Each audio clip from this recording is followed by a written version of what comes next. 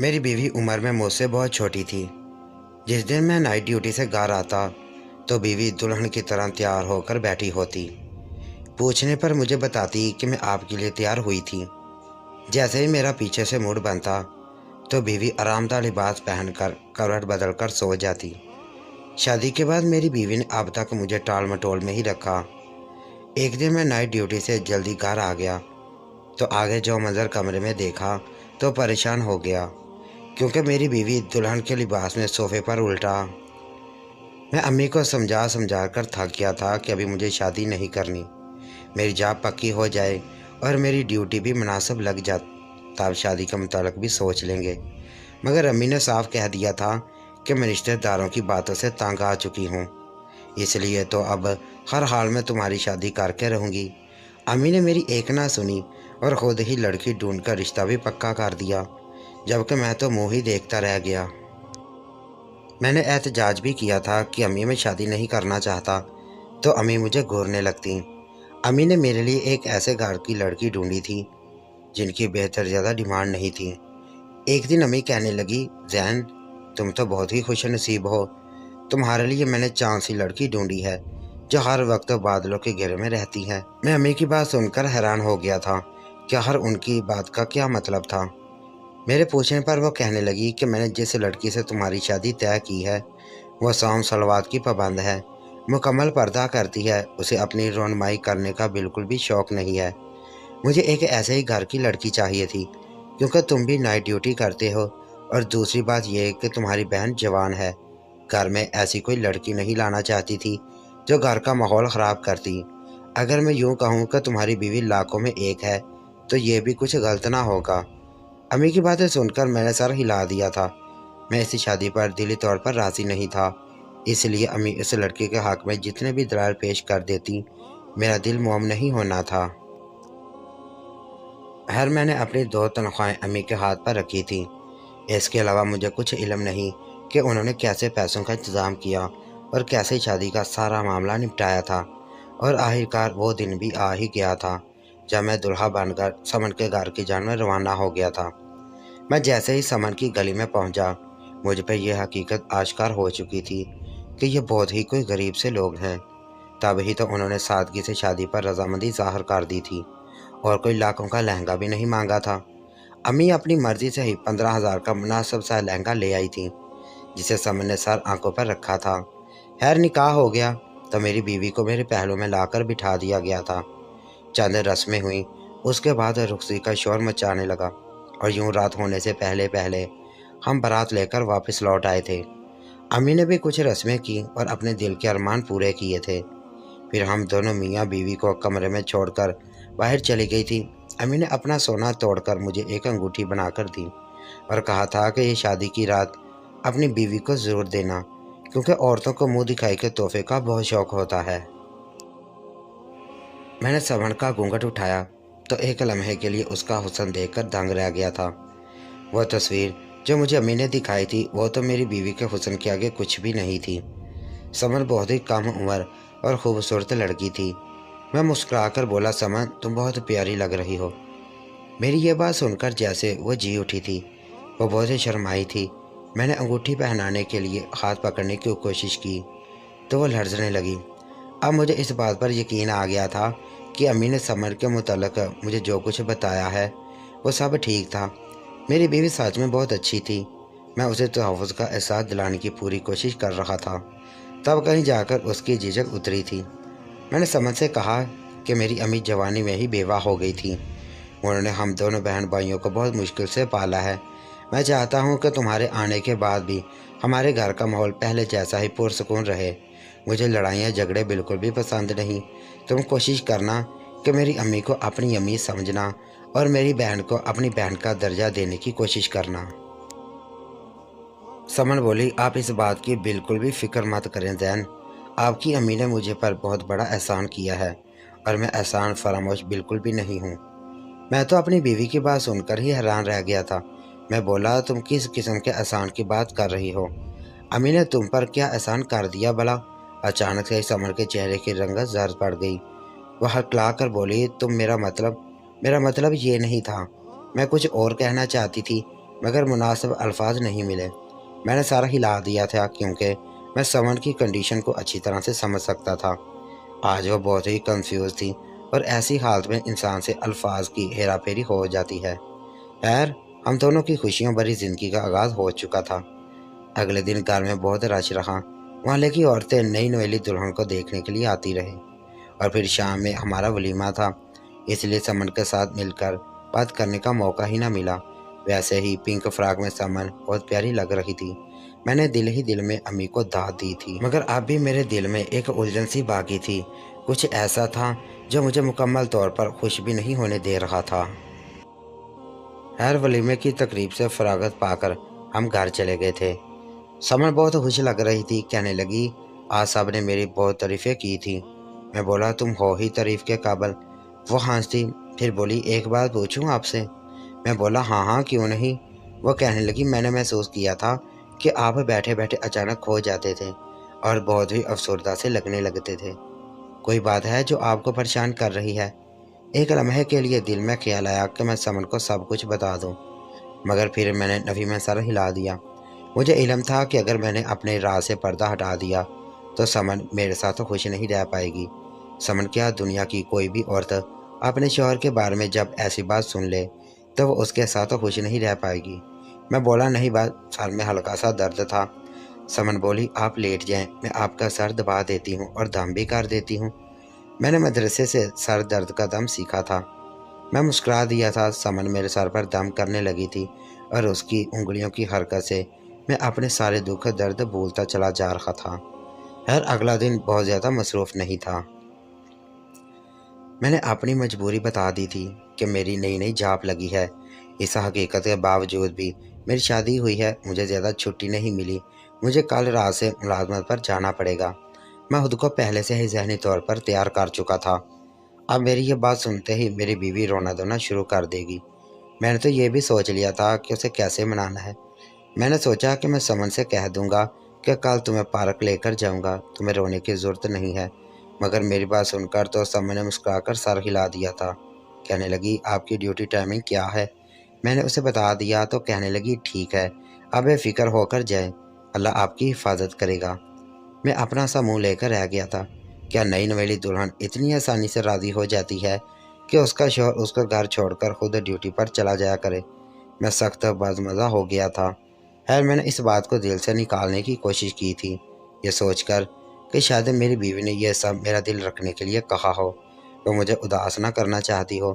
سمن تھی ہی ایسی، وہ دوسروں کی خوشی کا خیال رکھتی تھی، میری امی سے بہت پیار کرتی تھی، بہن سے بھی اس کی خوب دوستی تھی۔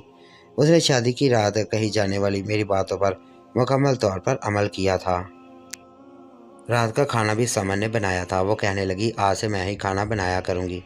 رات ہوئی تو ہم دونوں باتیں کرنے لگے، مگر میں نے محسوس کیا تھا کہ آج سمن بہت بے چین تھی۔ اس کی نظریں بار بار گھڑی کی جانب جا رہی تھی، جیسے وہ کچھ کرنا چاہ رہی ہو، مگر میری وجہ سے وہ اپنے مقصد کو کامیاب نہ ہو سکی۔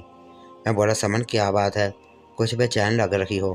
وہ ہنسی اور بولی ہاں، دراصل میرا چائے پینے کو دل کر رہا تھا، مگر آپ باتیں کر رہے تھے تو یوں چھوڑ کر جانا اچھا نہیں لگ رہا تھا۔ میں ہنس دیا اور بولا یار، چائے پینے کا تو میرا بھی موڈ ہے، چلو آؤ مل کر چائے بناتے ہیں۔ میری بات سنتے ہی سمن گھبرا گئی تھی۔ وہ بولی نہیں نہیں، آپ بیٹھے، میں بنا کر لاتی ہوں۔ میں بولا اگر میں تمہارے ساتھ چل دوں گا تو اس میں حرج ہی کیا ہے؟ میں اٹھنے لگا تو اس نے مجھے اپنی قسم دے دی۔ وہ بولی آپ کو میرے سار کی قسم ہے، آپ میرے ساتھ کچن میں مت آئیے گا۔ میں بولا کیا ہو گیا ہے سمن، تم ایسی باتیں کیوں کر رہی ہو؟ وہ بولی آپ میرے سر کے تاج ہیں، آپ میرے مزاجی خدا ہیں، آپ کام کرتے ہوئے اچھے نہیں لگو گے۔ میں نے سر ہلا دیا اور بولا آج تم نے مجھے اپنی قسم دے کر روک دیا ہے، مگر آئندہ ایسا مت کرنا، میں روایتی مرد نہیں ہوں اور بیوی کے ساتھ کام کرنے میں کوئی حرج بھی نہیں ہے۔ وہ سر ہلا کر باہر نکل گئی تھی۔ میں ٹی وی لگا کر بیٹھ گیا اور خبریں دیکھنے لگا تھا۔ یوں ہی بیٹھے بیٹھے مجھے اونگ آنے لگی، مگر سمجھ تھی کہ واپس ہی نہیں آ رہی تھی۔ میں حیران تھا کہ چائے بنانے میں تو اتنی دیر کیسے لگ سکتی ہے۔ میں اٹھ کر باہر ہی جانے لگا تھا، تبھی کمرے کا دروازہ کھلا اور سمن کمرے میں آ گئی۔ وہ بہت گھبرائی ہوئی تھی، اس کا سانس بھی بہت تیز چل رہا تھا۔ میں بولا سمن، چائے بنانے میں تمہیں اتنی دیر کیوں ہو گئی؟ وہ ہکلانے لگی، پھر بولی گیس بند تھی۔ میں نے حیرت سے اس کی جانب دیکھا تھا۔ पहले तो कभी गैस इस वक्त बंद नहीं हुई थी। मैं बोला, समन तुम कुछ डरी हुई लग रही हो। वो हंसी और बोली, मैं अपने ही साय से डर गई थी। मैंने सारा हिला दिया। हम दोनों मियाँ बीवी ने मिलकर चाय पी थी, मगर मैं समन के अजीब से रवैये के मुतल्लिक़ सोचता चला जा रहा था। न जाने वो ऐसी क्यों थी, अजीब अजीब सी हरकतें करती थी। मैं यही सोचता था कि वो अभी कम उम्र है, ना समझ है शायद, तभी वो ऐसी थी। हर जिंदगी का काम है चलना, ये तो चलती ही जा रही थी। मैं रात को ड्यूटी पर जाने लगा। मेरा दिल अब बहुत उदास हो गया था, क्योंकि मैं पुरानी रूटीन पर वापस आ गया था। इस रूटीन से बहुत ही यादें जुड़ी हुई थीं। अब मुझे सादिया याद आने लगी थी। सादिया मेरी पहली मोहब्बत थी। वो हमारे मोहल्ले में ही रहती थी। हम दोनों बड़े अरसे से एक दूसरे की मोहब्बत में गिरफ्तार थे। मैंने तो उससे शादी का भी वादा कर रखा था। मुझे बस काम की तलाश थी। अब जब काम मिल गया था तो मैं सादिया के साथ ज़िंदगी गुजारने के सपने देखने लगा था। मैंने इशारों कन्हाइयों में अम्मी से सादिया का जिक्र भी किया था, मगर अम्मी तो मुझे घूर कर रह गई थी। वो कहने लगी, मैं आज के बाद तुम्हारे मुंह से उसका नाम ना सुनूं। पूरे मोहल्ले वाले सादिया और उसकी बहनों के मुतल्लिक़ सौ सौ बातें करते हैं। उनके लक्षण अच्छे नहीं हैं, इतने फैशन करती हैं कि तौबा तौबा। अब तुम्हारी तो नाइट ड्यूटी होती है, तुम खुद ही मुझे बताओ क्या? फिर सारी सारी रात जाकर उसकी पहरादारी किया करूँगी। मुझे अम्मी से इस कदर सख्त अल्फाज की तवक्का नहीं थी। वो तो कभी किसी के मुतल्लिक़ कुछ भी बुरा नहीं कहती थी। मैंने माना कि सादिया वाकई बहुत फैशन करती थी, और मेरे हज़ार मना करने के बावजूद भी वो चुस्त लिबास पहनने से बाज नहीं आती थी। सादिया की बड़ी बहन के मुतल्लिक़ ये भी मशहूर था कि उसकी मोहल्ले के 2-3 लड़कों के साथ दोस्ती थी, मगर उसमें सादिया का तो कोई कसूर नहीं था। ना तो वो मेरे साथ मुखलस थी। अपनी ड्यूटी पर जाने से पहले उससे बात किया करता था, और फिर वापसी पर भी हम दोनों फ़ोन पर ढेरों बातें किया करते थे। जब अम्मी ने मेरा रिश्ता तय कर दिया तो मुझ में इतनी हिम्मत नहीं थी कि सादिया को ये सब बता सकूं। ये तो अच्छा हुआ था कि मेरी शादी की खबर खुद ही उस तक पहुंच चुकी थी। उसने फ़ोन करके मुझसे बहुत लड़ाई की थी, अपनी मोहब्बत की दुहाइयाँ भी दी थी। वो कहने लगी, जैन तुम इस कदर बेवफा कैसे हो सकते हो भला? तुमने मेरे साथ ये सब कैसे किया? मोहब्बत के वादे तो मेरे साथ किए थे, मगर शादी किसी और के साथ कर रहे हो। तुम बेवफा निकले हो। मैंने सादिया के आगे अपनी मजबूरी रख दी थी। वो कहने लगी, मैं इस बात पर यकीन रखती हूँ कि मर्द कभी भी मजबूर नहीं होता। अगर वो किसी लड़की को छोड़ता है तो अपनी मर्जी से छोड़ता है। आज मैं भी ये राब्ता हमेशा हमेशा के लिए ख़त्म कर रही हूँ। आज के बाद हम दोनों एक दूसरे के लिए बिल्कुल अजनबी हैं। इतना कहकर उसने फ़ोन बंद कर दिया था, जबकि मेरी आंखों से आंसू गिरने लगे थे। मैं बहुत गमज़दा था। शादी के मौके पर भी सादिया को दिल से निकाल नहीं पाया था। वो मेरी बहुत अच्छी दोस्त भी थी। मैंने अपना हर दुख सुख उसी के साथ शेयर करता था, मगर किस्मत को कुछ और ही मंजूर था।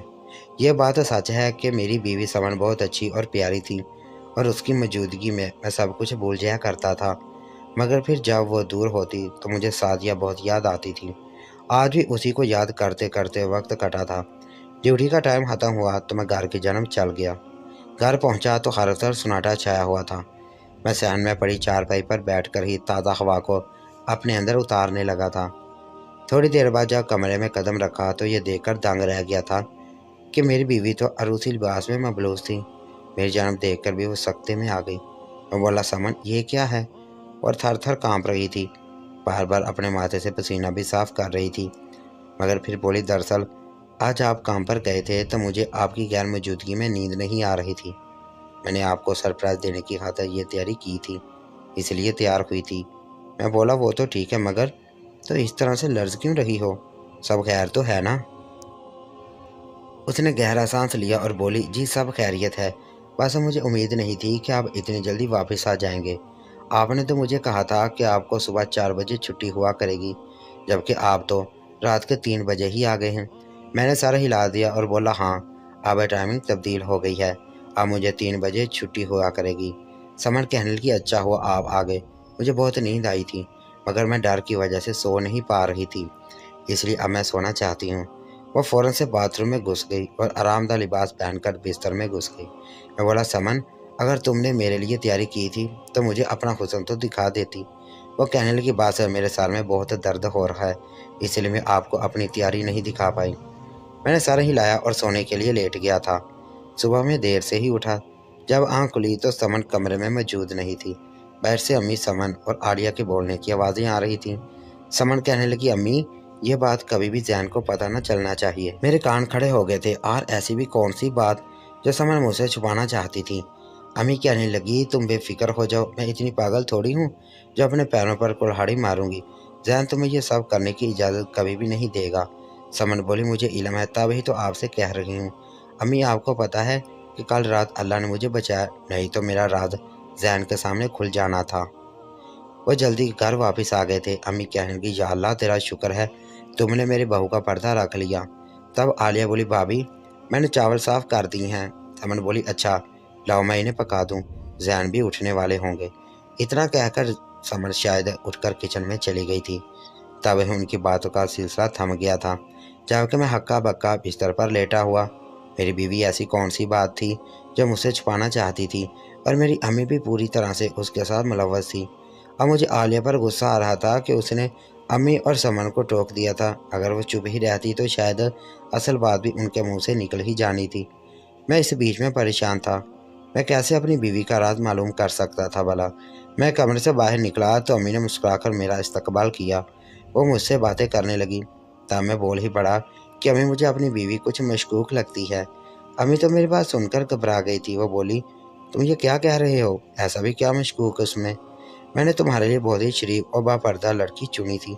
यह तो बहुत ही अफसोस की बात है कि तुम उसे मशकूक कह रहे हो।